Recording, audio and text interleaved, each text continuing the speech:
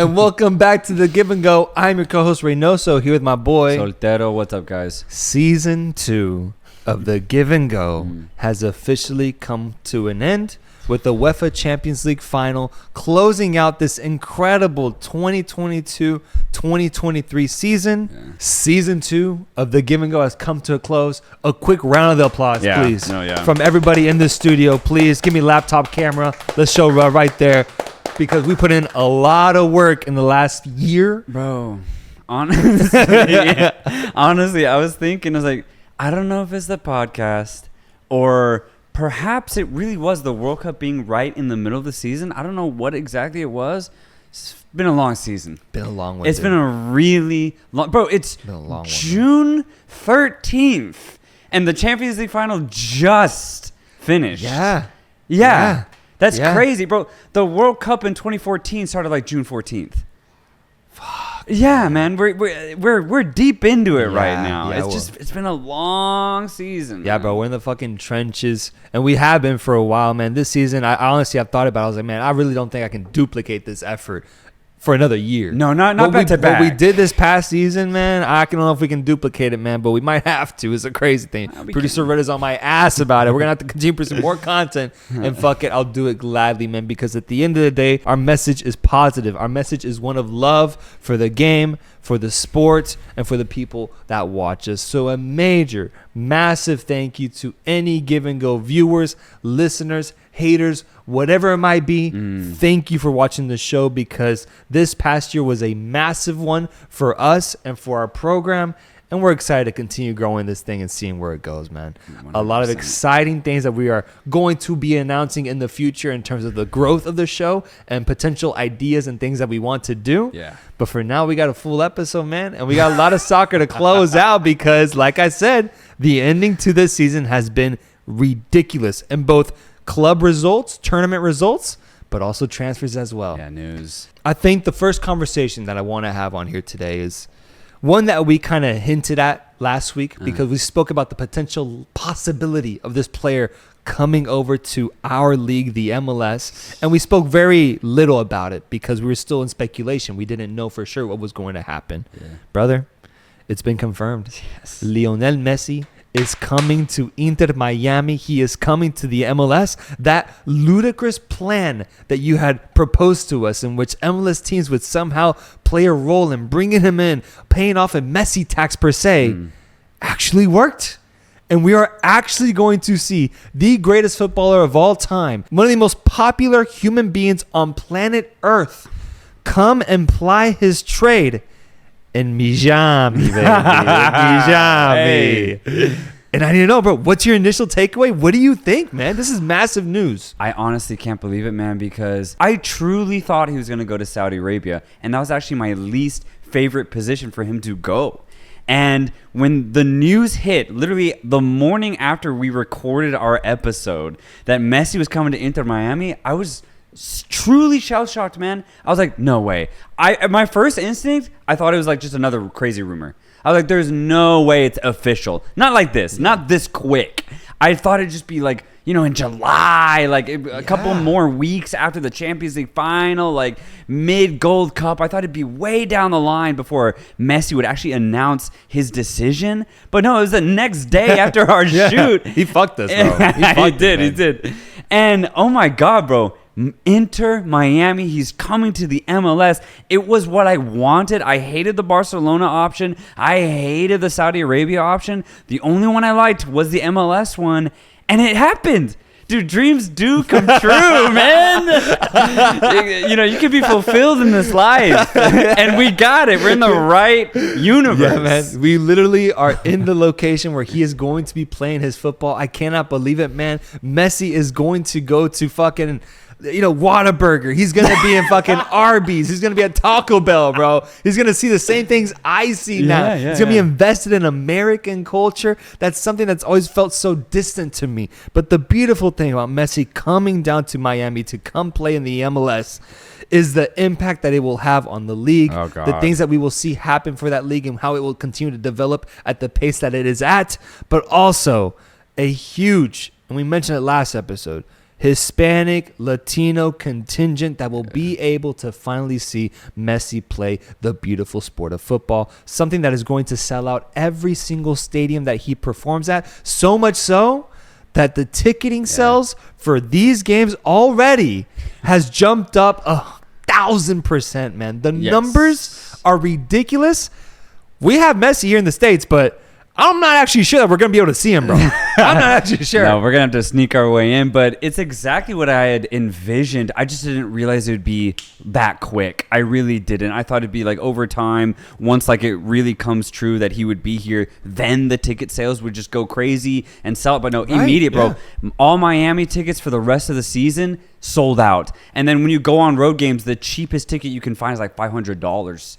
When Miami come to visit your place. But I already did my research, man. As soon as I saw the news, Dallas, Houston, Austin, Miami's not coming this season. Oh, my God. Yeah, so we're not even going to even have the chance to see him in Texas because he's not even coming. I was thinking, bro, I was like, dude, this is like if you owned a Inter Miami season pass before Messi made his move, you won the lottery, bro. Oh, you literally won the lottery. You won the lottery. And I'm truly in a situation where I'm wondering, are those same people going to sell that season pass or are they going to keep it, man? Because what would you do in that situation, bro? You could sell it for such a high amount of money to see Messi play regularly here in the U.S., or do you sell it so you can make a boatload of money, man? I would see out the rest of this season, I think. And then, actually, no. Me, I'm not selling shit, bro. I'm going to every single game. I'm going to show up to stadium 3 hours beforehand. Maybe I get to see him like as he's walking through. Like, I'm doing as much as I can to get as much live Messi action as I possibly could. Dude, it's too special. 35 years old, he's still got it in him, coming off of a World Cup victory. I mean, it's just, to me, such an insane spectacle that he's going to provide for this league, and just imagining him in different venues here in the U.S. playing every single week blows my mind, and to some people bothers them. And to a lot of people, and I mean a big contingent of football fans, are not happy with this move, calling it the death of football, that Messi would decide to come play in a league that they consider to be dying in the MLS, rather than deciding to go back to his home club, Barcelona, and plying his trade there for a couple more years. What do you say to people that constantly criticize this move and criticize Messi for deciding to go to the MLS at 35 years old and, you know, at the end of the day, not choosing Saudi Arabia and not choosing to play in Europe as well? Yeah, this goes back to our original point when we first started talking about this. Messi has nowhere realistically to go. We already did the analysis, so I'm going to do it very, very, very quickly. He could only go to like 4 teams in Europe. You know, let's just say Bayern, Manchester City, Barcelona, and I mean, money-wise, like Real Madrid. Obviously, that wouldn't even happen. Like, he's not going to go to Italy. He's not going to go anywhere else in Germany. No other team can afford Lionel Messi. So he has nowhere else to go in Europe. He already went to Paris, right? The only other team that could realistically get him outside of, like, let's say Manchester City. So he already tried that. Barcelona, you know my opinion on that. If you haven't heard it, I just think it was a dead end to go back. You don't want to repeat the past. You can't. And the pressure that would have been put on him, but also his teammates, to have like a really good season with the Messiah returning back to Barcelona, it just wouldn't make sense. Like, Barcelona have had a good year. Why would they want to try and, you know, rough that up by, you know, trying to make salary space, selling a lot of players just to bring back like an aging Messi? I understand the sentiment behind it, but it just doesn't make sense, honestly, for both parties, for Messi included. And then the Saudi Arabia take, I just think the MLS is better because of the Latin American contingent and because of just there's more eyes on the States than there is on Saudi Arabia, not because of anything other than just straight fact. So the only thing that made sense to me, just spiritually, emotionally, and on the pitch, was for Messi to come to the United States of America. And so I'm completely happy with it. And I think if you are upset by it, you just have to really understand that this just isn't a move about football. It's not about the pitch. It's about so much more. You know, Messi's family also involved. It's a lot of emotion, I think, went into a decision like this, and obviously a lot of money. So it's not just, oh, you know, I want to see Messi in Champions League, because Messi's not really thinking that, because he's literally accomplished everything. So I think this is truly the next chapter in the greatest player of all time's life. Yeah, I think if you're going to be harsh on Messi for going to the MLS, then you have to be equally as harsh on Barcelona for not having the facilities to actually be able to pull it off, because Messi stated in his post-decision interview that one of the biggest reasons for why he couldn't convince himself to go to Barcelona was the fact that for Barcelona to lure in Messi, they would have to sell off a bunch of the talent that they've been developing over the past few years. Talent that has been working towards trying to bring Barcelona back into prominence, trying to bring Barcelona back into that level that they've been so known for the past 20 years. Messi almost felt like he would have interfered with that, and yeah, maybe given them short-term success, but what happens after that, bro? And Messi, being such a lover and such a supporter of Barcelona, decided that ultimately it's better that I stay away from this. It's better that I don't get mixed up and ruffled into what Barcelona has going on right now, and decided to go pursue a decision that ended with him going to the MLS, where there is a lot of influence with both his family, with his friends, with his nation, with his culture. Part of me does wonder, though, if Messi was European, does he still make this move? Ooh. Or does he end up going to Saudi Arabia instead? Oh, man. Like, well, Ronaldo's European, and he ended up going to Saudi Arabia. Benzema as well. Yeah, those are two probably the best generational talent in the last 12 years. Both of them European, and both of them didn't come to the MLS. Then, yeah, because okay, let's get cultural here. I mean, if you're Portuguese or French, you probably grow up hating the idea of the States. Yeah, absolutely. Yeah. You're just taught, stupid people over there. We're gonna stay over here. And I think that definitely plays a fact. Whereas, Messi's American. He's South American. So going to the States, I don't think is as big of a deal. Yeah. Just culturally, especially knowing that there's thousands upon thousands of Latin American immigrants in said country of the United States. No, specifically in Miami, bro. Yeah, There's so many Argentines there. Our boy Augustine, DFO, went to Miami during the World Cup final to be able to celebrate it there amongst all his people, because that's where like they congregate, man. That's like where they like to get together. Yeah. And now he gets to play right there for them weekly, man. I think he's going to love it, man. Yeah, I think so. Yeah, dude. When the announcement actually got made, I had people who never text me, and if they do, they don't talk about soccer, and they texted me saying, dude, Messi coming to the States? Yeah. And it was that big, bro. People don't even give a shit about the sport are hearing about it. My dad, dude. It's crazy. Yeah. Like, people are really into this idea of essentially accepting one of the most famous people on the planet into our home. And I think we're doing a great job at receiving him, man. I really do. Hope so. That first game, whether it's in Miami, I hope it's in Miami. Dude, I can just imagine what the broadcast viewership's going to be like, the atmosphere in that stadium. Taylor Twellman is going to be there. Like, Apple TV is going to make sure that the best announcers are there when Messi makes his debut. I cannot wait for it. I'm going to somehow be there, whether it's on my couch. I'm going to be in that event of Messi making his debut in the MLS, because it might be like a cornerstone memory. No, yeah, just the idea of wow, I've been watching that guy for 15 years dominate all of world football, and now he's in my league. That's incredible. It's crazy. Man. It doesn't make any sense. And it's so unexpected in that sense. We never thought that he would have ended up here. No, never. Honestly. And he just ended up here on a whim. But just hear me out on this, man. Messi coming to the MLS 2023. Copa America in the U.S. 2024. Yes, sir. World Cup 2026 in the USA. If you are a child right now, or even if you're an adolescent, right, the experiences you're going to have growing up in the U.S., watching Messi, watching a massive tournament like La Copa America happen here, followed up by the biggest tournament in the world, the FIFA World Cup. I think the impact of having these major tournaments and these major storylines happening here in the U.S. is exactly what this country needed to push it to that level that you and I have always wished for the U.S. to have always been able to reach. Yeah. And it actually seems now more likely with these massive happenings. Dude, 100%, because as we've been saying, the hype is now here.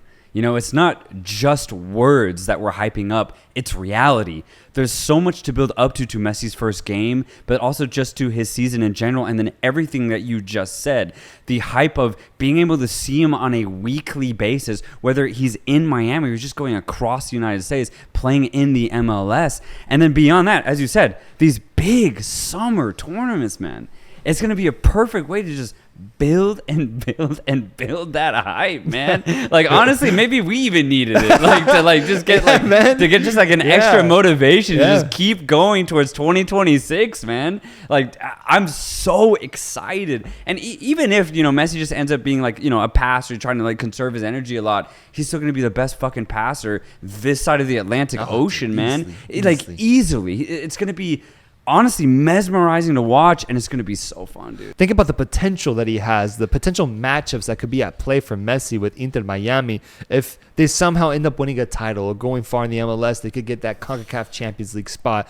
Imagine him facing off against Mexican teams, bro. Yeah. Cruz Azul, whoever it might be. And the thing is, you don't got to rely on the CONCACAF Champions League because we have the League's Cup coming up. And then finally, probably the most exciting prospect of Messi being in Inter Miami and playing in a CONCACAF league, if Copa Libertadores is willing to open their arms up to the prospect of Liga MX and MLS squads joining that tournament, then we will actually see Lionel Messi playing in Copa Libertadores, playing in his home soil potentially, playing in Brazilian soil, Chilean, Uruguayan, whatever it might be.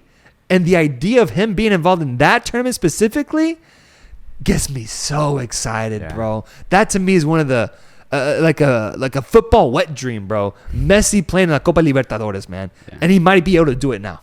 Yeah, no, that has been a fantasy of mine for probably over a decade. And I actually had thought about this. Literally exactly what you just said has been swimming around in my mind since the announcement. To start talking a little bit more about the footballing aspect, the only thing that just slightly just digs into me a little bit is just the timeline of all his age. Because I thought about it. I was like, okay, Miami, that means CONCACAF Champions League. Maybe not for 2 years. That's the problem. Yeah, bro. Because they're probably not going to get it this year because Messi won't join till like August, realistically. By then it might be too late because Miami's have been off to a horrible start. Terrible. And then once they qualify for the CONCACAF Champions League, it's for next year. So they wouldn't be able to get it for 2024. That means the earliest Messi could play in CONCACAF would be 2025.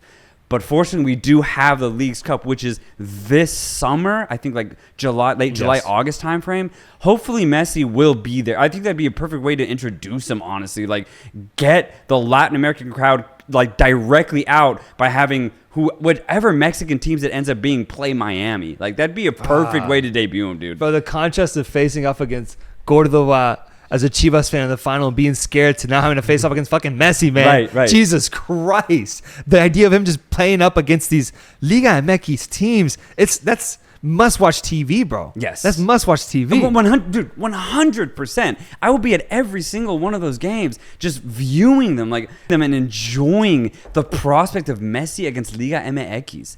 An idea that I never thought would be able to exist in my lifetime. And it's crazy that it's going to actually happen. But it gets to my kind of last point, and you kind of brought up that idea with the idea of Copa Libertadores, is if Miami and the MLS and just all of America in general can figure out a way to basically parade Messi around, I think it would only benefit pretty much every party involved. Because Inter Miami going down to Brazil, going down to Argentina, and playing some sort of competitive match, dude, come on, man. Like, beyond just playing for Argentina, I know he does that at the international level, but in a local club setting, that sounds ridiculous, man. But it could actually happen based off of where he is going to be playing his club football now. Yeah. Like, it could actually happen. But, I think, unfortunately, politics might still get in the way, CONMEBOL is notorious for just being, a little stuck up against their North American neighbors. And I understand it. I'm not saying they're wrong for it. I'm just saying it might come back to bite them for this one occasion. Yeah, but if they can make an exception, man, I think it'd be the right choice. they would have to be so blatantly, like, it'd have to be so blatant, the idea of them welcoming in CONCACAF teams all of a sudden now, because how do you truly get Inter Miami to, in a football sense, qualify for the Copa Libertadores if they're complete ass, bro? That's the problem. What is the rule, that you only accept 15th place MLS squads into the league? That way, Inter Miami is automatically qualified into Copa Libertadores. How the hell do you do it? Do you say it's the top 4 teams from MLS? Because that conversation does not include Inter Miami at all. Yeah. How do you find a way to maneuver Inter Miami into this tournament without it just being straight up, we want Messi to play in South America, and this is how we're going to do it? Dude, that's actually crazy, because when you look at the last 5 years, there's been a clear idea for the MLS and Liga MX to form a relationship. And look what it has led to.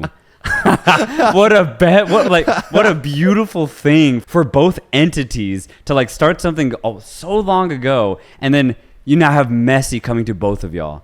Like, that's business at its finest, man. And it couldn't have worked out any better for both the MLS and Liga MX. I think the only thing that does kind of suck a little bit is Leagues Cup is only played in the States, right? Mm-hmm. So we won't get to see Messi actually in Mexico unless he's in that Champions League. But still, the prospect of Messi playing against only Liga MX players in that one Leagues Cup tournament, dude, that gets me salivating. Incredible to me that MLS is the only league in the world that can say they hosted Lionel Messi and Pelé.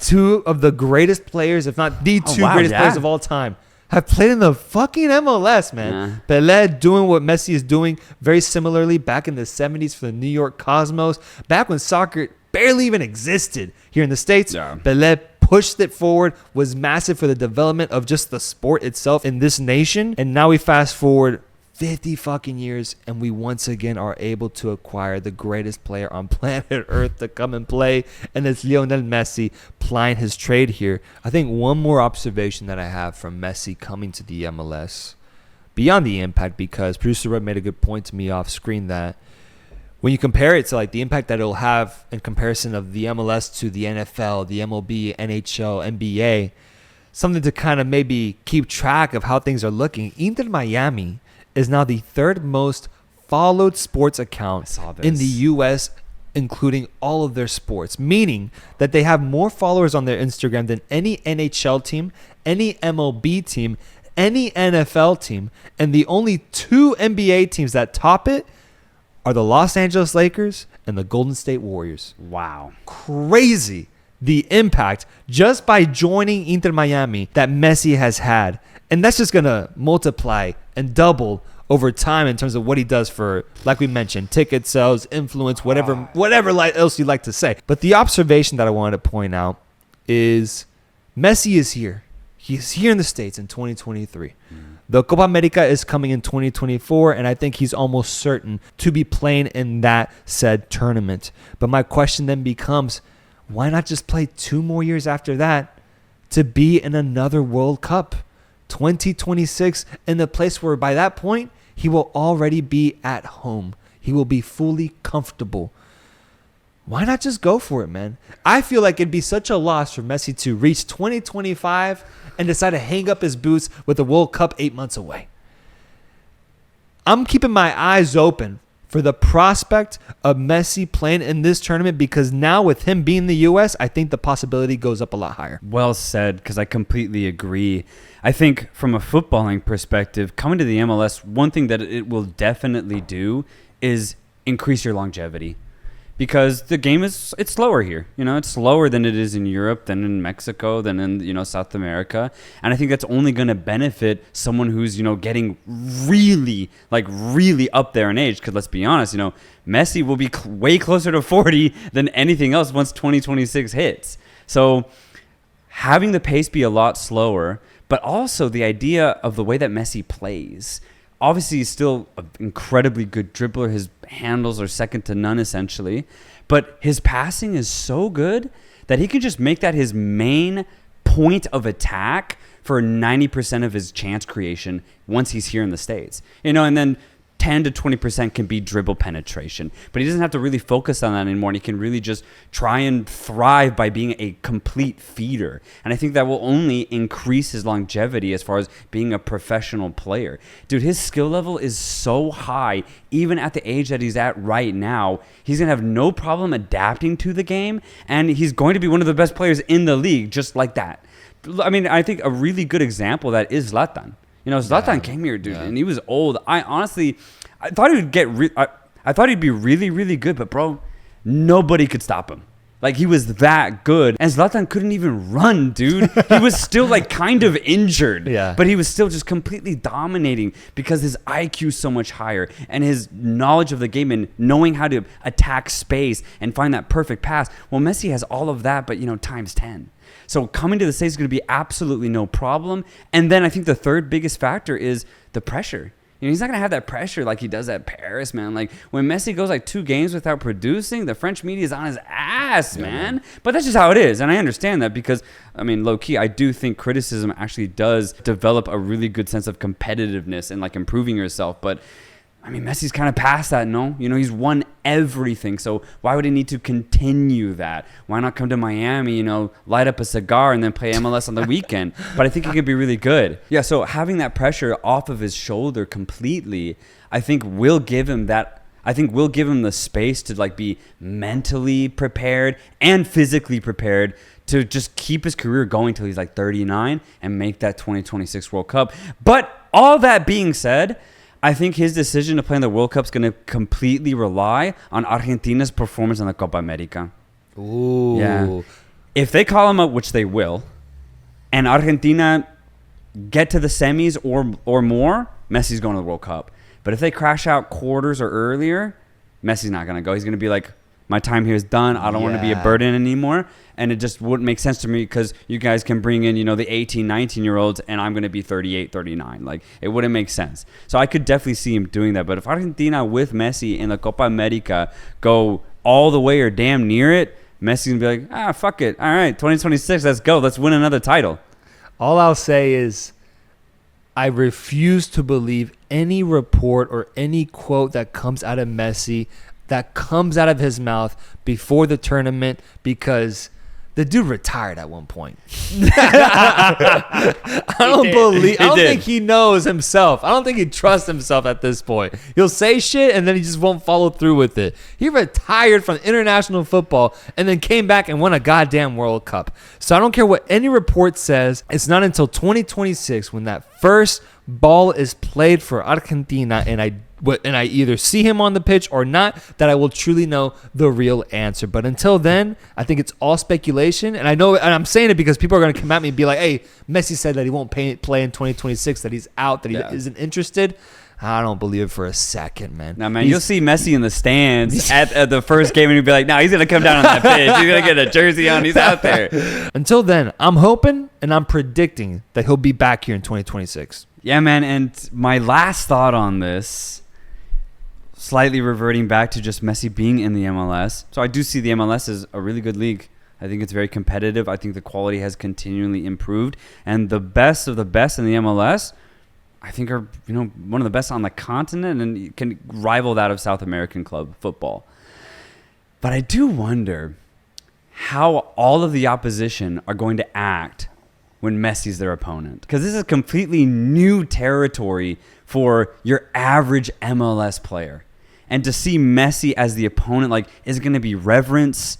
Or is it going to be, okay, I need to show him that I'm really good, so I'm going to, like, play hard against him? Or is it going to be a little bit of fear, a little bit of anxiety, nervous? Or is it just going to, there's no way it'll just be like, oh, it's just another player. Yeah. Like, there's just no way because, dude, low-key, probably half the league have probably idolized him for their entire careers. And now they're going to be able to have the chance to play against him. So I do just wonder, what is we've been talking about the impact of the fans and the culture and all of it, and even Messi himself, but what is that impact going to look like just for his opponents, man? I just wonder. Or his coach, man. Or his coach. There's rumors that it's going to be Tata Martino. Really? Yes, man. Yeah, because they just fired Neville, no? Yep. Yeah. So, like, what will every dynamic and relationship on the pitch look like truly? Is someone really going to tell Messi what to do on that pitch? Or are they just going to let him cook and do whatever he'd like? And player to player, all I hope, man, all I wish for is that there's no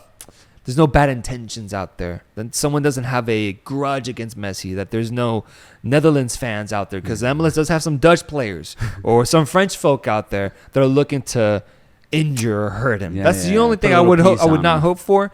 Outside of that, I'm all for players being extra competitive, having that extra firepower. I mean, bro, imagine being a player in the MLS. Every week, your stadium is somewhat empty. For example, if you're a Houston Dynamo player, and then all of a sudden, Inter Miami's coming into town, and the stadium is packed. How the hell is that going to make you feel, bro? Are you either going to bend down and just let them beat you, or are you going to be like, Jesus, I'm going to do something about this, man? So what I love about it is that we know it'll be an impact. We just don't know to what degree and the gravity of it. Right. But he's going to have some sort of impact on the league. So in my opinion, to me, the game that closes out a season for me is the Champions League final. That whole journey you had of watching games back in August, or even before that, following transfers, seeing who could potentially join a squad and have an impact on that team, all comes to an end, all comes to fruition in the final month. All year long, starting way back in July, UEFA trains you to get used to Tuesdays and Wednesday nights. Dude.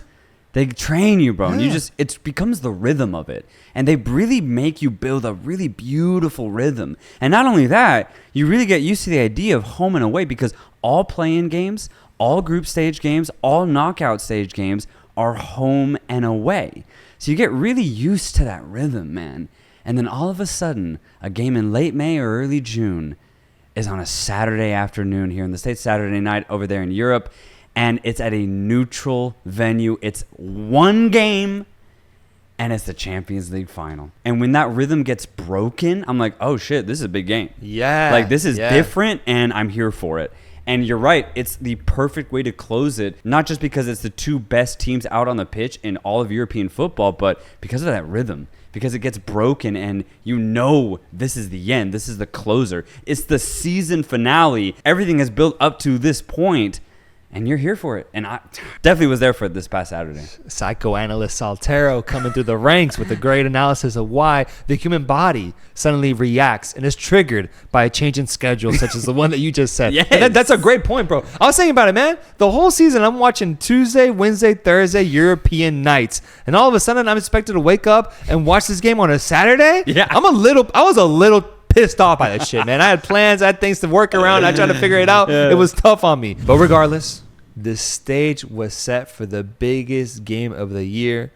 We found ourselves in Istanbul, prepared to see a historic Manchester City chasing some incredible heights, and Inter Milan looking to surprise the entire world.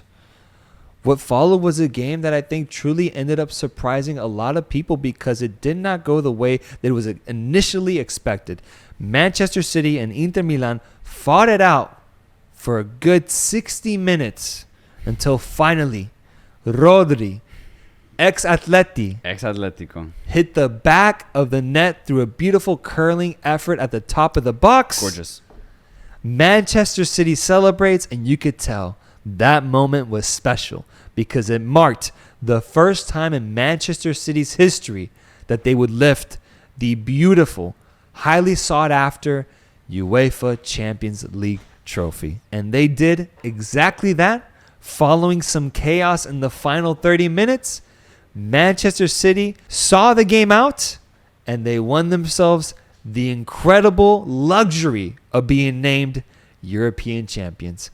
Manchester City have now won the treble, and they've now won the UEFA Champions League trophy. Pep Guardiola, Jack Grealish, Erling Haaland, Bernardo Silva, John Stones, Rodri, Kevin De Bruyne, Ruben Diaz, Gundogan, Manuel Akanji, Nathan Ake, and Ederson. These are the names inscribed in history, derived from the powers that be up top, and gifted the highest honor of being named champions. I don't think there's anything else I can add here. Manchester City have done it, bro. They defeated Inter Milan. Yeah. And they are celebrating now with Jack Grealish looking like Christ the Redeemer in these photos, bro. Shirtless and just having himself the time of his life. Yeah. A treble fulfilled, and what a season it truly has been for Manchester City. You know, we've been on them ever since the turn of the year. January, especially when Champions League started back up in February. I don't think we really ever doubted them once they started getting going, man. Truly, and I know I didn't. If anything, I just amplified my love for Manchester City and my admiration for them every single week leading up to this final. So much so, and I'm going to just make this very blunt and very apparent, Inter Milan were never going to win this. And I don't care how tight they made it, because I did expect that. They just weren't going to win it. And again, right, like Inter Milan could have won this, and what would I say then, right? Right. But that's what's crazy is that not once did I even consider Inter Milan lifting that trophy, dude. Whereas, let's go to Argentina, France. There's a little bit of part of me that actually thought Argentina could still lift it, And even though I was very in on France, I was still kind of scared of Argentina. Not this Inter team, man. And I know they're a really good team. I thought Barella had a really good game in that midfield. Dzeko and Lautaro were all right. But then again, you could look at Manchester City's offensive line, and they too were, all right. It really was just a game of nullification, a neutrality. There was a midfield battle. And even then, I thought Inter Milan didn't get beat by that. But what they did get beat by was just an overall better team. And that's why I had Manchester City winning it, because no matter what, no matter how well Inter Milan could have played against Manchester City, City would have gotten them some way, somehow. Mm-hmm. That's the problem. People, kind of giving Erling Haaland shit for having only 5 touches is what it felt like. Which, yeah, sure, that did happen. But that's the problem. That's the beauty about Manchester City, is that if Haaland's not having a good game, if Jack Grealish isn't having a good game, if Bernardo Silva's not having a good game, if Kevin De Bruyne gets injured, you still have guys like Gundogan, Rodri, Nathan Ake even, and who actually created that chance? Akanji, the center back. That's the thing. You cannot stop them. When they're playing at this level with this type of fluidity, you can mark out 9 out of their 11 players. One of them's going to get you. That's the thing. The only way to actually cancel out and mitigate a team like Manchester City is to have an equally good offense. And I think Inter Milan had an equally good defense, but if you're going to hold it, you have to have some way to score. You have to have some way, not just one though either, because I never had Inter Milan scoring more than 1. You have to have true lethal ability in your offensive line and true craft. Honestly. But when you have guys like Mkhitaryan, a really old Edin Dzeko, and out of form Lautaro Martinez, Lukaku coming off the bench, you're never going to win. No, not against Manchester City. So, it's really interesting because it's such a historic mark for Manchester City winning this treble, but I just didn't see it any other way. I really just didn't. And we've made the comparisons to 99 Manchester United. We've made the comparisons to 2011 Barcelona. Dude, this Manchester City team is that. They are that. They're the modern version of it. And I think that's why I was just so confident in their ability to pull this off. It was never Arsenal's league to win, man. This was never Inter Milan's Champions League. It was always going to be Manchester City the way that they're playing right now. So hats off to them. Pep Guardiola, a genius, just the way that he's been able to get this team to play, the ideas that he's set, and also the improvements that this team has gone through, man, just from a player perspective. That's all Pep. And I think it culminates in a fucking treble. Goat, bro. Goat. Pep, goat. What did Thierry Henry say? Pep Guardiola, the GOAT. I don't want to hear anything else. I think the only take that I have right now, based off of what I'm seeing, is the overall reaction to that game is that I think naturally when I saw it happen, Lukaku missed a lot of chances, right? He had one big one, but then a lot of half chances that he missed, and that people say that any other competent forward would have been able to finish. My problem is that even if we had assumed that Inter were to tie this game 1-1, I think a lot of people are just ignoring the fact that if it's a leveled game and we're going into extra time, Inter ain't lasting 30 minutes against this Manchester City team, especially once they're gassed and tired in both their midfield and defensive line.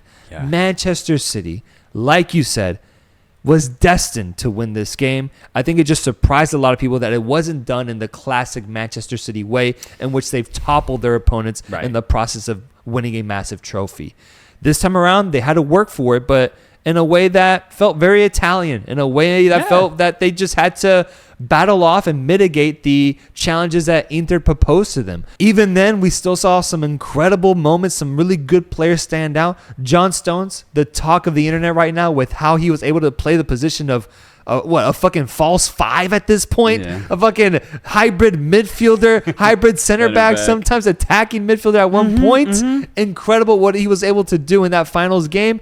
Phil Foden subbing in for Kevin De Bruyne, who got injured 30 minutes into the match and almost giving Manchester City a peek at what their future could look like post Kevin De Bruyne. Phil Foden in that attacking role right there, putting on a dirty spin on Di Marco. He should have scored. He should have scored it, bro.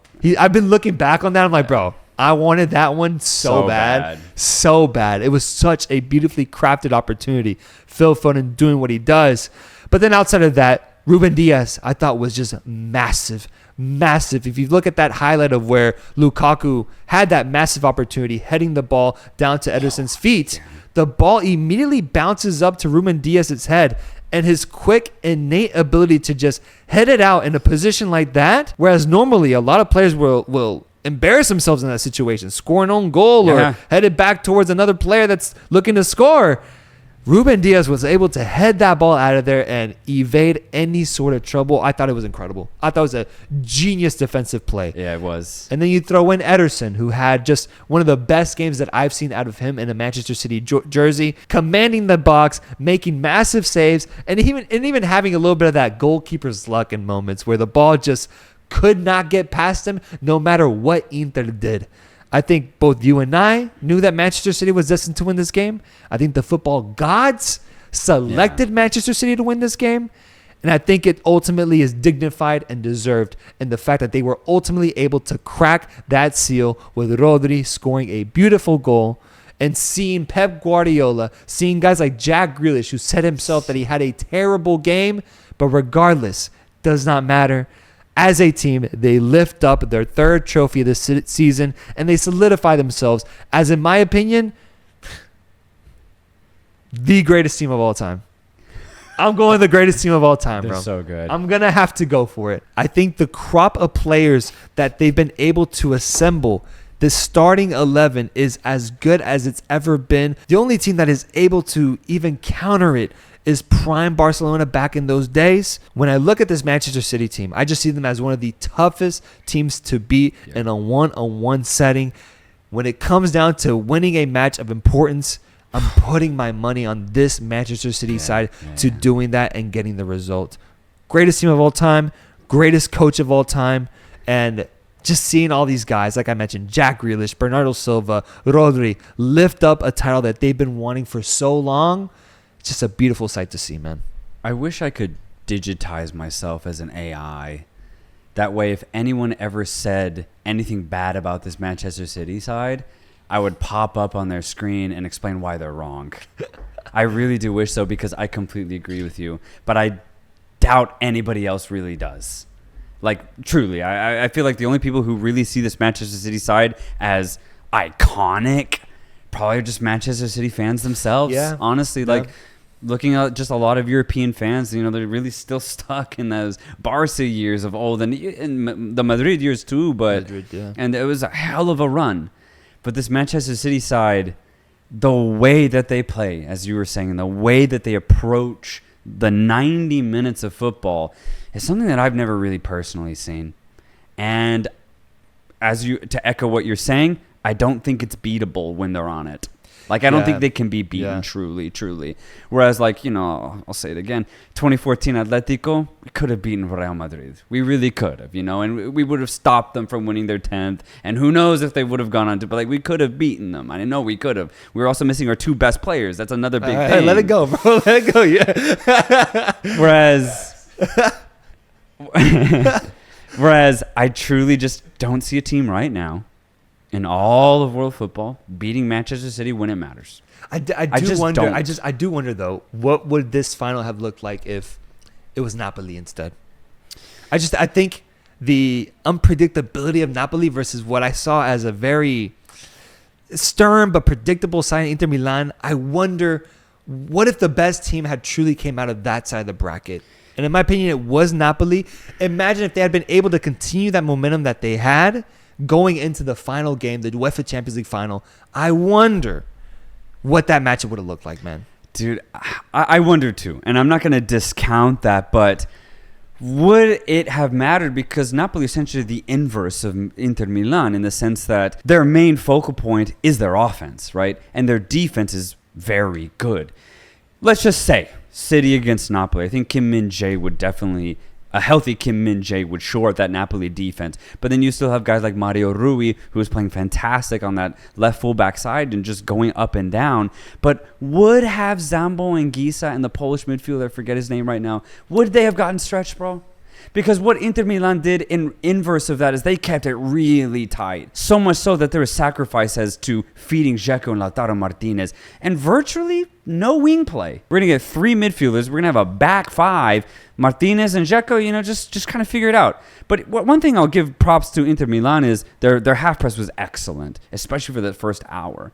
But that's the thing. I feel like a lot of teams right now in all of world football are really good at certain things, but then they'll lack in another. Whereas when I see this Manchester City side, I just see them as, FIFA rating 95 in every single category. There's not really a weakness, as I was saying earlier. You take out one thing that they have, they'll just amplify the other. They'll just amplify the other category that they're really good in, and they will beat you. That's the thing. Inter Milan, I thought, played a great game. Yep. I thought they played fantastic. Most people were surprised by their performance. Yeah, they played well. They played so well. And I'm not even shitting on them. And even Lukaku's missed chance. I understand. It's tough. He's coming off the bench. And low-key, I thought his energy and his movement was way better than Martinez and Dzeko. Should have started the game, honestly. So I'm not going to really knock him against that. And as you already said, 1-1, City's going to take it in extra time or even at the end of that game. So I think there are a lot of good teams out there right now. But none as good as Manchester City. Manchester City wins their first Champions League. And just the scenes, I want to talk a little bit about the post-experience of seeing them lift the trophy.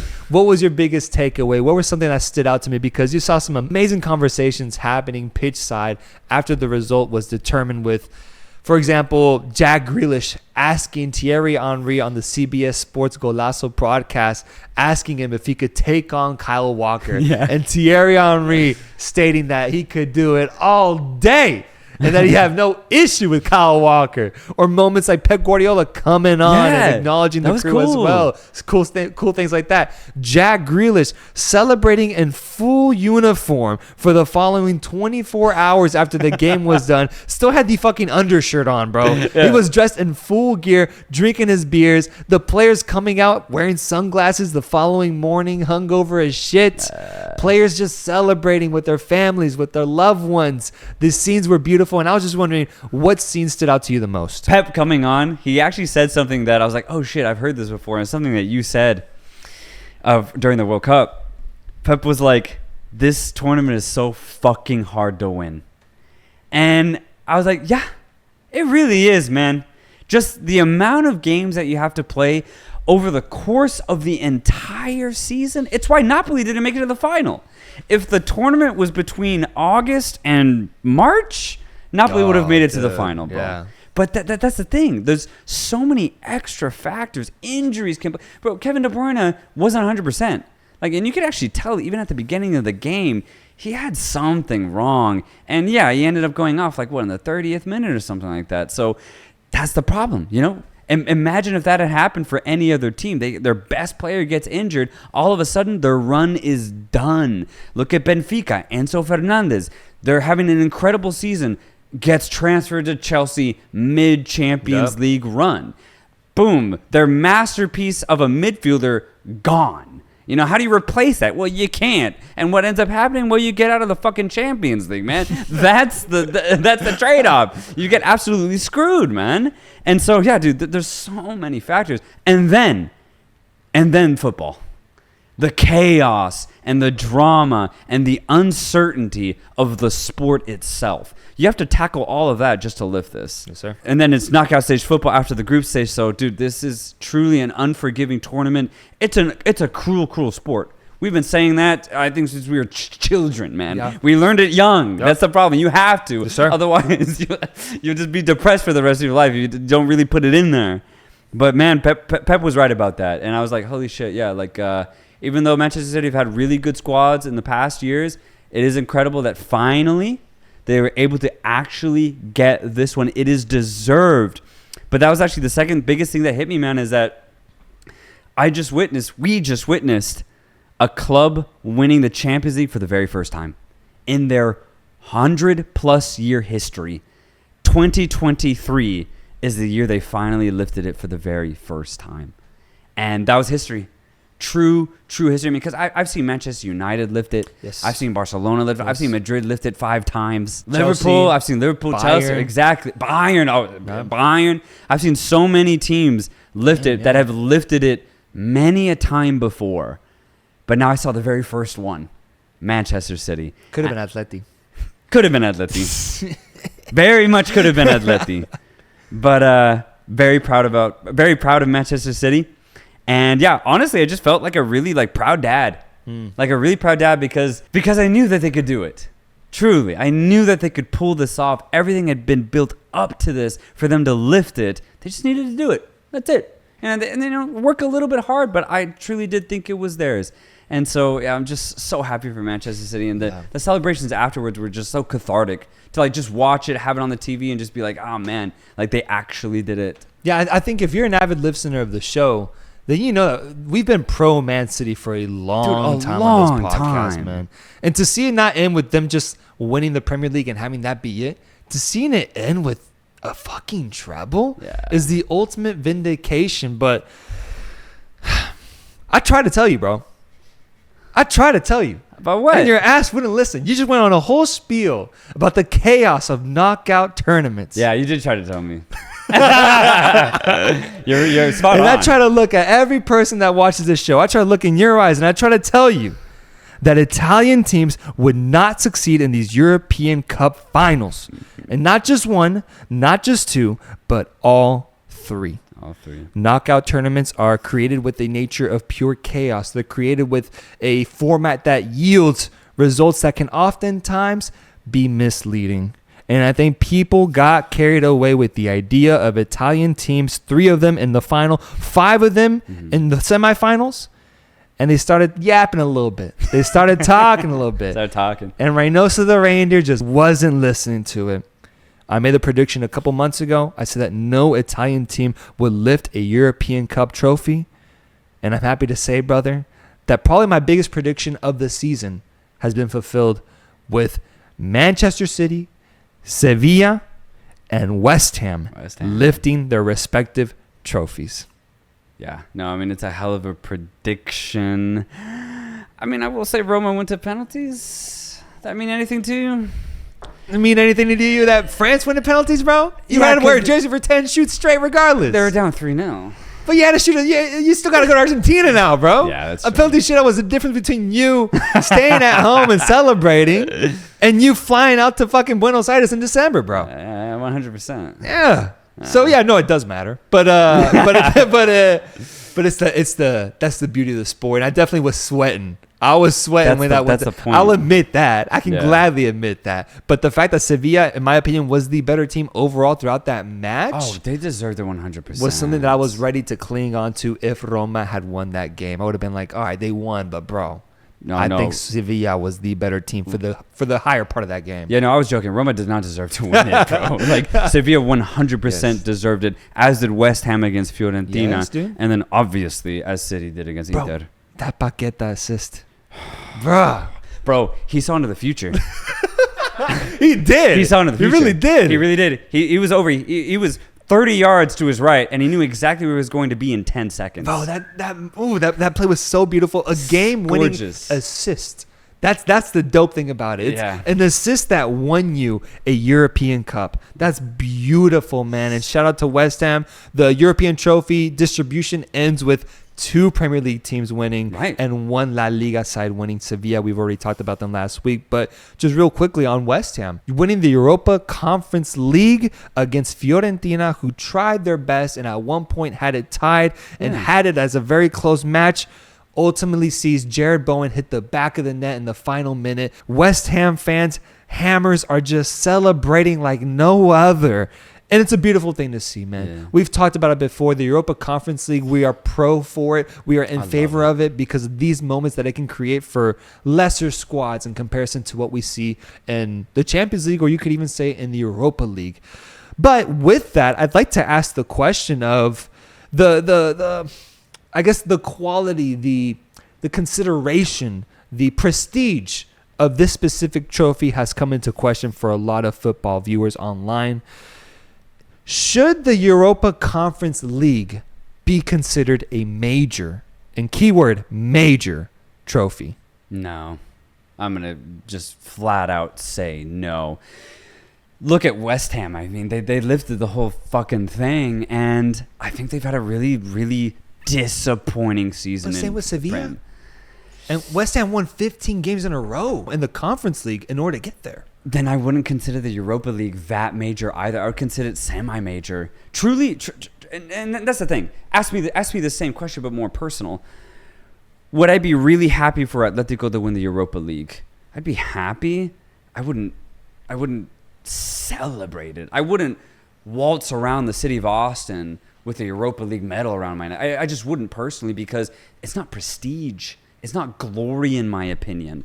I want Champions League more than anything else. I would take 1 Champions League over 5 Europa Leagues all day. A 1-to-5 ratio for me, that doesn't make it major. It's a big one. Do not get me wrong. But in my opinion, the gap between Champions League and even Europa League, it's just too big. So much so that I'm just not going to really consider the Europa League as a major trophy. And then, we'll translate that down to the Europa League Conference. I just see it as another really big piece of silverware that you can win, and that's very difficult to do so. But I'm just not even going to get it close to the same category as the Champions League. And I'll say the same thing about the Europa League. I think the Europa League just has better competition. But you take those same Europa League teams and you pit them against the top 8 of the Champions League teams, it's done. I really do think so. Yeah, for sure. I agree in that aspect of quality. But you tell any of those Hammer fans that same take on that night, and I think they'd just be blind to it, because the emotion that it can create is equivalent to that of a major trophy. And I think that's where it gets somewhat confusing. I think that it's their first European trophy in their history. One that a team like Arsenal hasn't even achieved. Yeah. But it's one of lesser quality, that's for sure. And I think you can absolutely be right about that. But try to tell a West Ham fan right now that they haven't won a major trophy. And I think in essence to them, it would almost rival what they feel, because that excitement, that joy, that they're parading the streets right now in celebration of what happened is equivalent to what you see in a Champions League setting as well. Okay, well, that's true. If we're talking about emotional build to the Conference League and the Europa League, yeah, bro, it gets as close as it can to the Champions League, man. Dude, my eyes were glued to the screen when Alkmaar was playing West Ham in the semifinals. Like, I was truly up for that game, and I was ready for anything to happen, and I was so entertained by the Europa League Conference this year. So emotionally, I do think it rivals the Champions League. I mean, we've even said it, low key, especially this year. Europa League really and Conference League were way more entertaining. They're just way more fun. So yeah, that's an interesting point. I think just competitively and emotionally, there's a lot of discrepancy. Yeah, it's very drastic. It's very drastic, about it, man. But it's just, I also do think context does matter. Like, to Alkmaar, it has to be a major trophy. To Alkmaar, it has to. To Alkmaar. It has to. I think Juve is set to be in the Conference League next season. That's not a major trophy for Juve. No, there's no way. Yeah. That's kind of what I was getting at with Atletico, is that the way I see Atletico and just the way that I feel about that club is I see us as a top club, or at least I want us to be that. Me being in the Europa League, I'm just like it's just a sign of where we're not at. You know, it's like we need to be better. Yeah. And don't get me wrong. If we're the quarters, semis of Europa League, I'm gonna be fucking screaming my ass off. Of course. But that's the emotion part of it. That's really, really interesting, man. The Denver Nuggets just won the NBA championship. Jokic, and that's exactly where I wanted to go. Who is a Nikola Jokic of football? Talking chubby white guy with the skills of an All-American. Can do anything on the pitch, or rather should I say on the NBA court, can pass, can dribble, can shoot like no other, has the softest touch, tall, big, can defend, can rebound, can do it all, has MVPs to his name. Who is the equivalent of that in the sport of world football? Tough, because body type wise, there ain't no comparison, bro. That's my problem, is that my immediate thought process goes to actually Zlatan Ibrahimovic, simply because when you look at Joker's offensive involvement, well, he at times runs Denver's offense. Zlatan, if he's in your starting 11, he's going to be the focal point of your offensive line. Then also you look at Jokic's ability to create, to pass, to go off the dribble, but also just those little one touches, like almost like he's playing volleyball. You can kind of see that with Zlatan, especially in his older age. It was more 1-2 touch football than anything else, because he realized, I just need to create. And the thing is, he has the IQ to understand the movement of his teammates. Okay. And then beyond that, I mean, MVP in one league. Zlatan's considered one of the just better players of his generation. I think that's a really good comparison too. They're both really big, just when you consider it. The only comparison I can't really make would be on the defensive end.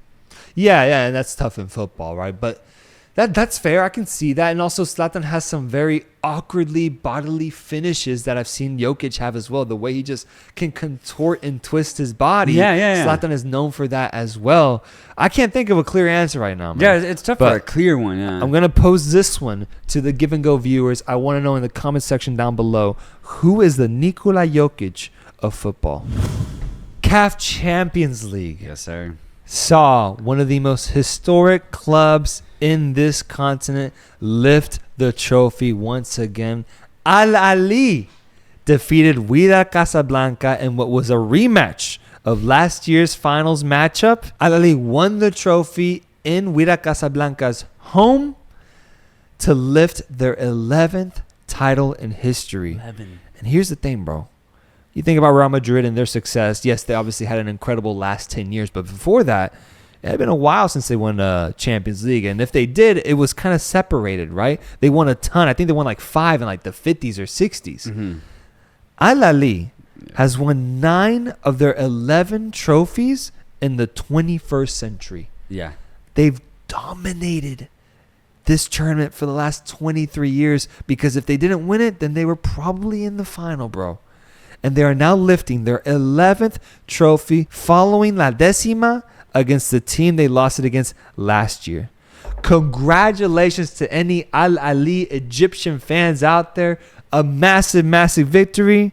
And we will see you guys at the Club World Cup. 100% congratulations to Ahly. Truly African royalty when it comes to CAF Champions League. But I was thinking about it, man, because, why is it like this? Especially in this last decade. Not only have Ahly won so much, but did they get basically to every final? Yeah. Like, they're almost always there. And if they don't make it one year, they're going to be there for the next 3 years. Yeah. It's been that type of consistency. But for me, from what I've noticed and from what I've seen, it just comes down to like an incredible core of really good African players. Whether it's Egyptian, Tunisian, or North African contingent in general, they just, once they get a really good player, they don't send him anywhere else. Yeah. They keep him. Like, I've been seeing Ali Malul in that right back position, I swear, for like 8 years. And that's what it feels like. I don't know how long he's been at Ahly, but ever since I first saw him play, I have not seen him anywhere else. But that's the thing, man. Like, and then when you look at other players that they're able to introduce, Abdelmonen, the Egyptian starting center back for the national team, they have that as their starting center back. And unless like he goes to like some sort of European team, where else is he gonna go? Like in the African landscape, why would he go to Morocco when he's already at such a big club in Egypt? And obviously he's not gonna go anywhere else in Egypt. And you could say that about pretty much every other player. Yeah, El Shenawi, Jang, your boy Jang, Aliou Jang, dude. Yes, and they got him. Yeah. I think like 7 years ago, and they played him against another African team in the Champions League. They saw him play, and they're like, all right, well, you're good enough to play for us. And once they got him, he has not been anywhere else. They just have a really good knack of finding good African talent and Egyptian talent and then keeping them. Yeah. And it's just really good. And then you have some really good flair players like El Shahat, who's just a fantastic winger, probably one of the more talented attackers in all of African football in general. And when you have a guy like that, well, that's going to help you a lot offensively. And then you have a guy like Percy Tau as well, who did really well down in South Africa. Actually got a move to Europe. Didn't work out, but he's just going to go continue to dominate in Africa with Ahly. So their scouting report within their own like realm of talent is like really, really good. No, and just their system. Bro, to have won 9 CAF Champions Leagues in the last 23 years, that's nearly half, dude. That means that you have a system in place that leads to success year in, year out. The fact that it's the same 2 teams battling out in the final, I mean, I don't know if it's a problem, but it's definitely super interesting that Ahly has just found a way to continue striving for excellence. I really hope that one day they can translate it to the FIFA Club World Cup stage and see it come to fruition there. But in the African landscape, bro, this is African royalty at its absolute finest. And I just got to applaud them for once again winning a massive, massive trophy.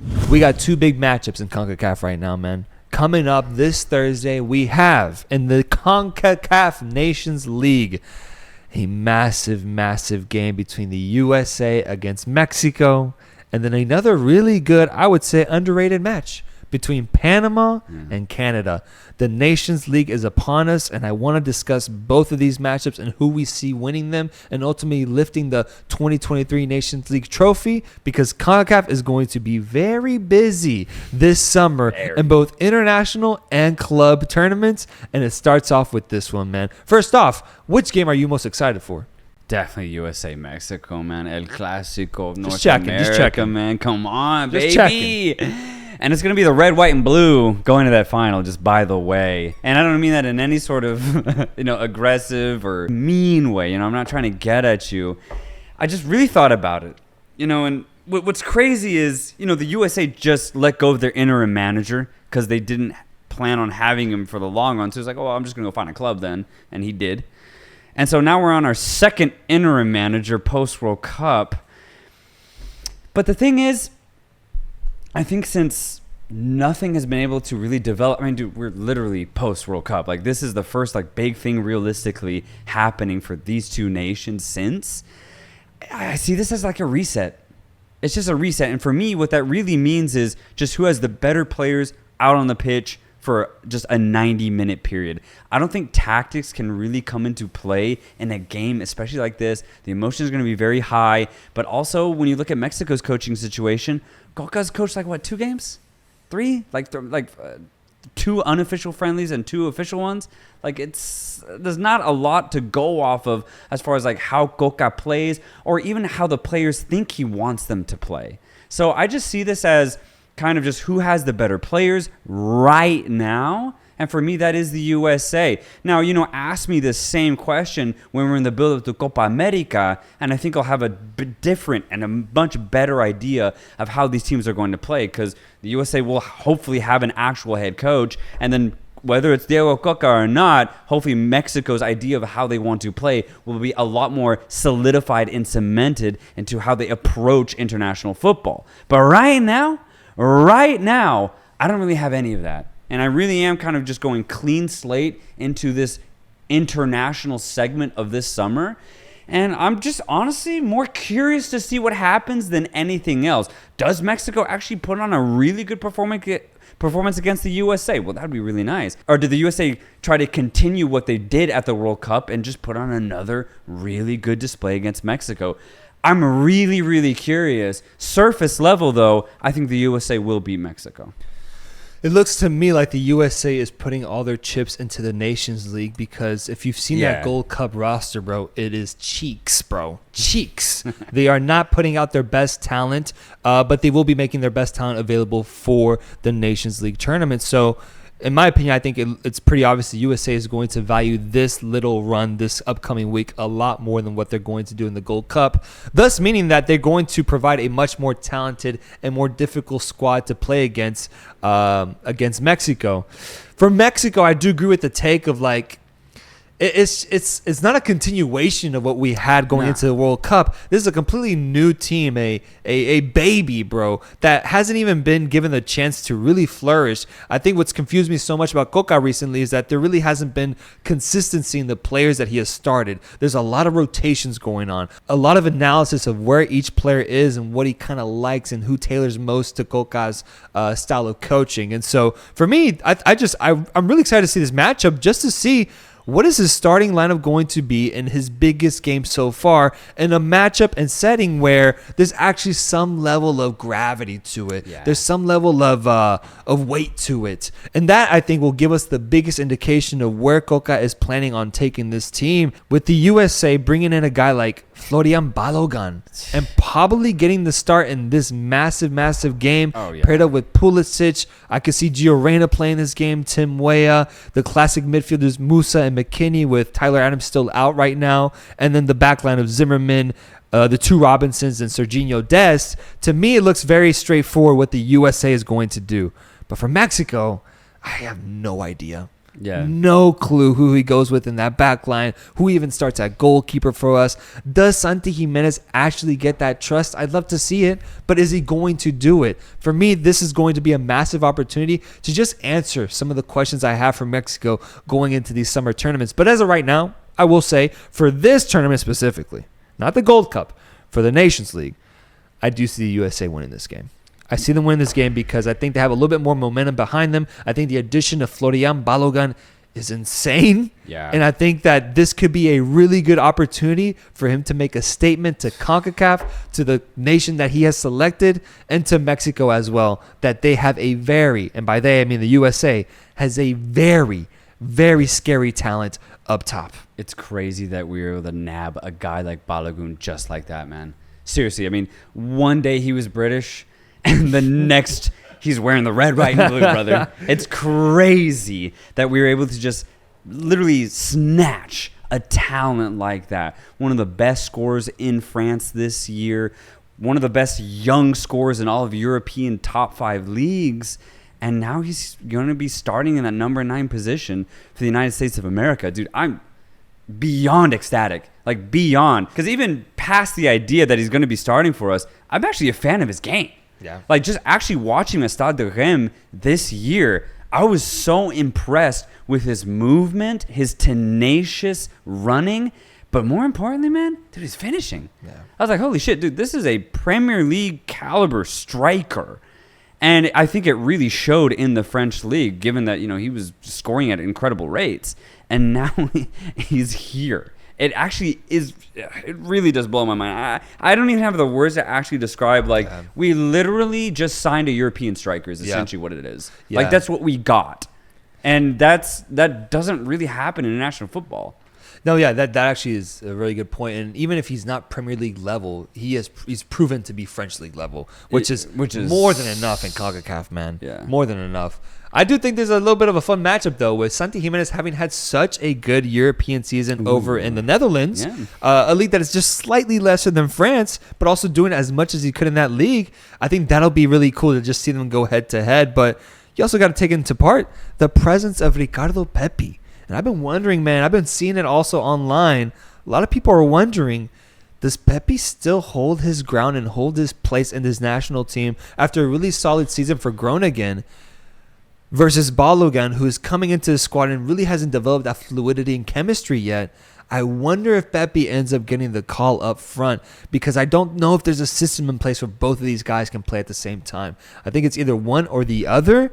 And do you instill your faith in a guy who proved himself in the French league but just hasn't developed that chemistry with the national team? Or do you instill your faith in a guy that played well in Europe and has done really good for the national team as well?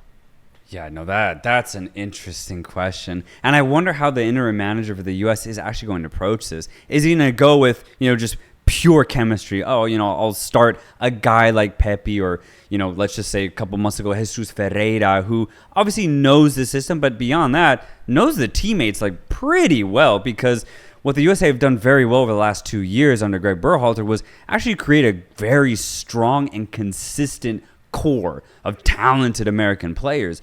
Balogun's coming out of nowhere, and he's not really American. He's got that accent, man. Like, he might not fully fit in immediately, but do you just kind of say fuck it and be like, look at this guy's like stature, his goal scoring rate, his resume. He's starting. I'm coach. I'm starting Balogun 100%. I'm not even gonna flinch.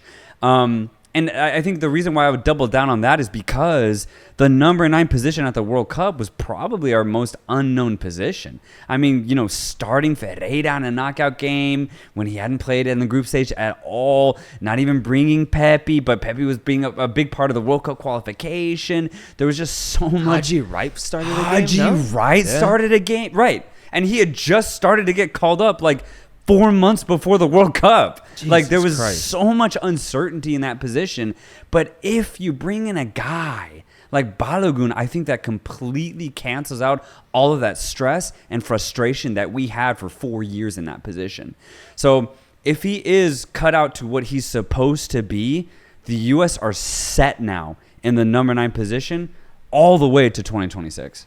And I think the last point I want to make is kind of like the statement that both these teams have or can make with this matchup. We're talking about one of the biggest rivalries in the world, USA versus Mexico. There's so much animosity between both of these teams. So every time this matchup is seen as an opportunity to really make it known to CONCACAF about where you stand in your position in this continent. For the USA, I think they have a duty of continuing this line of dominance that they have over Mexico and trying to become the top dog in CONCACAF. They ultimately fell short to the Canadian rise that we saw last year in World Cup qualifying going into the World Cup. But I think that the USA has a really strong opportunity here to continue exceeding expectations the way that they have so far. Yeah. And if they can make it a 4th straight victory over Mexico in a competitive setting, provide the dagger into what is the Mexicans' hearts. But for Mexico, this is your opportunity, man. This is your chance to counter everything that USA has done these past couple of years. This is our chance to start gaining steps back towards what we're used to, back towards what we are accustomed to. And a Nations League semifinal, man, against the USA in Las Vegas, get that victory, and suddenly fans will start feeling much different about the national team than the way we've been these past 12 months, bro. And this is the first step towards redefining your future and your role in this continent. Absolutely. And that's what I love about this weird post-World Cup period is I truly do treat, not even just these teams, but all teams across the globe as just a clean slate. And I think that really applies more so to Mexico this year than probably ever before, because Mexico need this. Yeah. They need a clean slate. They need a complete reset as to just how they approach international games in general, man. From a passion perspective, squad selection, coaching tactics, and the Mexico Federation have tried to make it a point. Signing Diego Coca that's a sign of like things are not going the way they should. Just getting a guy who isn't really known outside of Liga MX, and that's what Mexico's trying to do. They're trying to get a guy who can try to maybe shake things up in this federation, bring that passion back, but also try to maybe bring that Mexican identity that had driven this national team for so long, to try and bring that back. You have an opportunity to do that. And maybe not this game, but maybe in this Gold Cup with the USA bringing a really, basically BC team.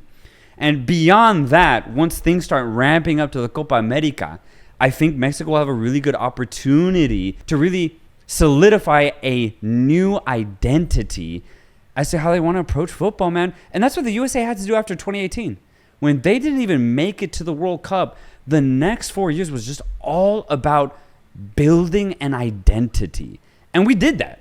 Now, obviously, it was a little bit easier for us because we had a lot of European talent to utilize. And I do think Mexico is just going to struggle in that aspect. But they can at least find an identity. Maybe it just won't be as talented as it has been in years past. But I think the main focus should be that. But I just think it's going to be a little tough against the USA. But, bro, if they win, man, that'd be huge. I think that's why ultimately my take is whoever wins this matchup is going to win the Nations League is my take. Yeah. I have whoever comes out of this because the momentum you get out of beating your rival in a game this important is tough to top, especially if you're Panama or Canada. A game that I'm actually very much looking forward to, man. Yeah, I think it's going to be a fun one. Canada looking to shut up any USA fan, any Mexican fan that harps on them for their ultimately disappointing World Cup appearance that fell short, that many people thought would become more of. Canada can continue their stance up top, one that USA and Mexico are vying for. They have the players to do it. They have the talent. They're in an era where they have the best talent they've ever had before. Maybe the World Cup wasn't very successful, but you can continue dominating CONCACAF the way they did during World Cup qualifying. And on the other side, Panama, man, coming out and getting a massive victory over Costa Rica in the Nations League to propel themselves into the Final Four and get into the semifinals. Guys like Adalberto Carrasquilla leading the midfield, Mikel Murillo from Anderlecht as well. You have some notable talent on this Panamanian side that I don't think will make it easy to defeat. And thus, that creates for a very, very good matchup. One in which, I'll say it now, I predict we'll see a little bit of an upset, my friend. Yeah. I have Panama getting the victory in this game. This game has me so curious, man. Both sides. When I look at Canada, I just want to know what's their plan. What's their 4-year plan going into a World Cup that you're going to host, or at least be partial hosts?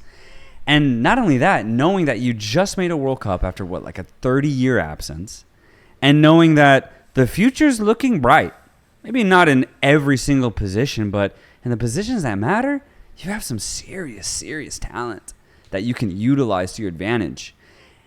I want to know how they put it all together. You know, after a really successful campaign to reach 2022, how is Canada going to look these next 4 years?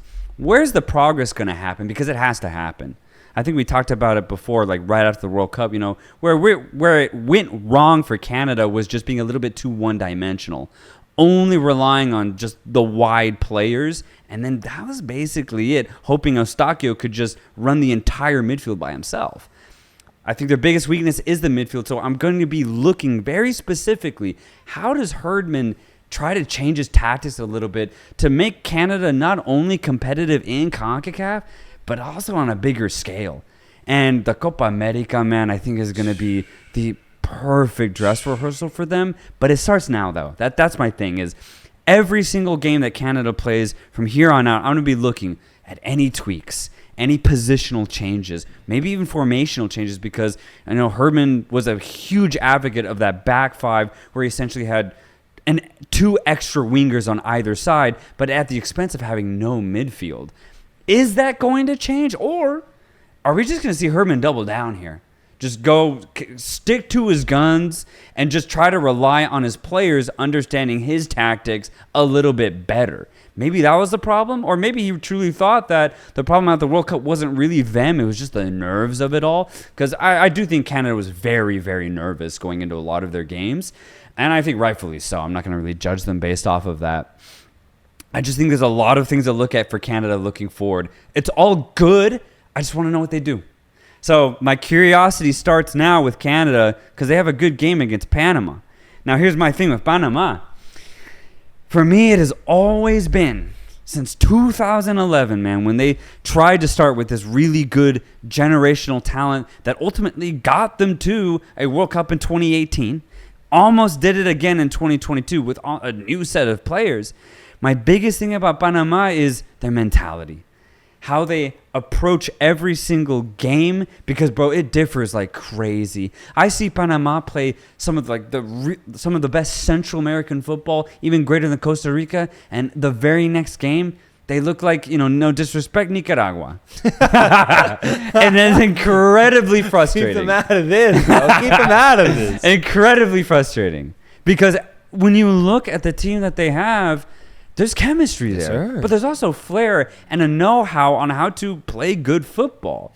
But the consistency about Panama is incredibly frustrating to watch. So for me, my curiosity for Panama isn't really going to be how they utilize their talent, because they do have some. And they've been able to keep their coach, by the way, which I think is huge, man. Because especially in Central America, Panama specifically, every 2 years they're changing coaches, or at least every cycle. They've decided to keep on their current European coach as head coach, and I like that, because when they were high in last year's World Cup, or in last cycle's World Cup qualification, bro, they were so high. But I think what ultimately got them was just a little bit of inconsistency in game plan, but also mentality. I think sometimes the Panamanians just get a little nervous, they get in their heads, and they crumble. Truly, truly crumble. I think it's just more about chemistry now. It's more about, all right, guys, like, we know we have the talent to at least be competitive in this entire CONCACAF region. Let's do it. Enough of getting in our heads. Let's actually come out and compete. So that's where my curiosity is going to stem from when it comes to approaching this Panamanian team. As a fan, I just wonder if it's going to change, because when you look at a lot of teams in international football, I mean, the consistency is the hardest thing, especially in the international stage. Can a team like Panama actually find that? I guess I'm just going to be looking to see if they can. Because if they can, bro, they're going to qualify for the World Cup, and they're going to be a good Central American presence. And I hope that happens, but it's going to have to come from that consistency perspective for me. Yes, and I think I remember one of the most important games during the World Cup qualifiers heading into 2022 was when Canada was able to seal a 2-0 victory over Panama. And it was massive for the Canadians, for them to get a result like that, one that they truly had never really gotten before, that had that level of gravity attached to it. After that, they just continued soaring, and they finished in first in the group to qualify to the World Cup. But let's not forget about the Panamanians, man. Let's not forget about what they felt on that day. Let's not forget about the fact that they ended up losing out on the World Cup after what we deemed the Cinderella team of CONCACAF at one point back in our early days. Panama at one point played the role of stepping stone for Canada, man. I think these things linger in CONCACAF, man. Yeah. You do that shit in Europe, Liechtenstein, whatever. They don't give a fuck about what happens to them over there in qualification.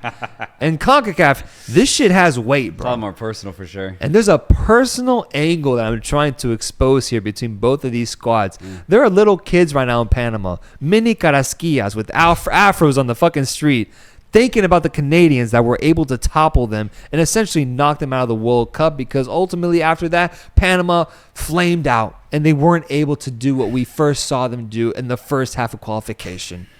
Damn. Just like you said, it's ups and downs.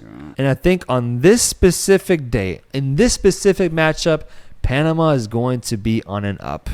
And I think they're going to catch Canada off guard in this match. And I think we're going to see a bit of a Panamanian parade happen here in the States, and more specifically in Las Vegas.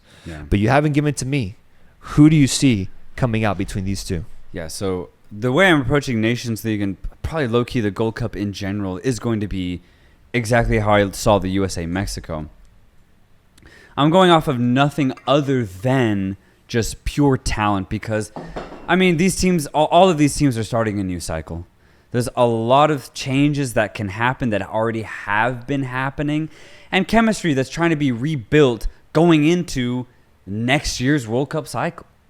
So, off of pure talent, I have Canada beating Panama and the USA beating Mexico. But again, if this game was a year later, I'd have a lot more to say. I'd have a lot more to analyze. But I see these four teams as genuinely completely new, and I sit back as a curious watcher to see exactly what ends up happening. But if I had to pick, I'm going Canada and the USA to play in the final. That's a good final. And then it's going to be a hell of a final. And then from there, I'm going to go ahead and say the USA. Ooh, I don't know. And then in that case, if it's I have crazy predictions here. If it's USA Canada, I'm going Canada. If it's USA Panama, I'm going USA. Okay. If it's Mexico Panama, I'm going Mexico. And if it's Mexico Canada, I'm going Mexico. Okay. That's where I fucking stand right now. Yeah. But ultimately, I don't see Panama lifting this trophy. Canada only if they face off against the USA. My emotional pick is going to be Mexico wins this tournament. My logical pick does see the USA winning it. What I love about this Nations League, though, is the simple fact that in some permutation, we're going to see the big three play each other. Yeah. Right? Whether it's Yeah. USA, Mexico, I have Canada getting there. And if that ends up happening, we'll have either Canada, USA or Canada, Mexico. And I love that because Canada have their own stake, dude. Yes. As you just said, how, Panama kind of got toppled over by Canada in their huge rise to the top of CONCACAF. Canada's always been the little brother of both USA and Mexico, but The nephew, bro. they're not even the same family, bro. dude. Like they're not in the same direct blood. That's so true. And that's the thing is that now they topped CONCACAF in the World Cup qualification cycle. Now they're going to have a huge opportunity to double down. Yes, dude. And it doesn't matter if it's against the USA or Mexico. If it's against either of them, beating them and to lift that Nations League trophy, it's just going to cement the idea that, hey, we're Canadian and we're better than both the USA or Mexico. That's huge, considering the idea that CONCACAF has always been just either the USA or Mexico. So that'd be such a huge statement for Canada to make. I feel like the weight of it's a little too big for Canada. It's big, though. It's especially big. in a knockout setting. They were able to do it in the qualifying setting because they were able to face off against other teams, and ultimately they performed better against those lower level teams than the USA they did. and Mexico. But in a knockout setting, let's not forget last Gold Cup, Canada lost to Mexico in a semifinal. Repeat that matchup in a final that's probably going to be crowded with Mexicans.